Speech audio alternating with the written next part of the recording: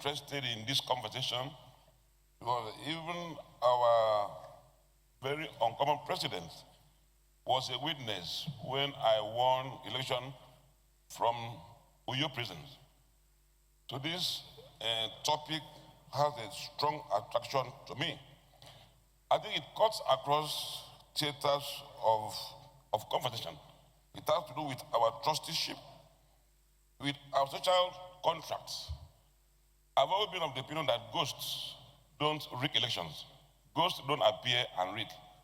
It is the players who compromise, who subvert the clear rules that have been set up and outlined. I think the pith and substance of this conversation has to do with our attitude to electoral integrity.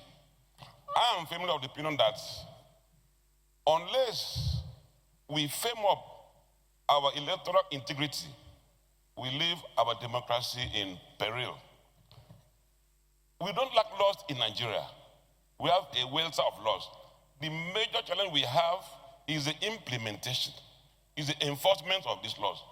And that's why the issues of sanction, where there are clear infractions in our electoral process, has a strong attraction to me.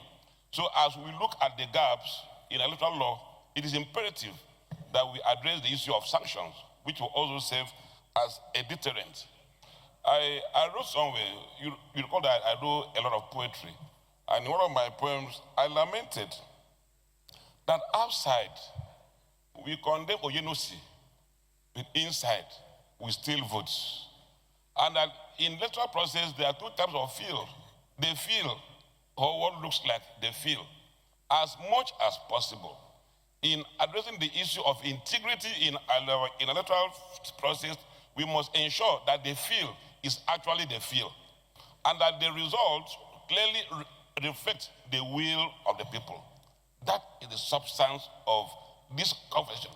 That we have to see ourselves, that the players must see themselves as trustees of the mandate of the people, as people who have been given some mandates to play out, and that we must have respect to the will of the people. As I said earlier, it is the operators that create the problem.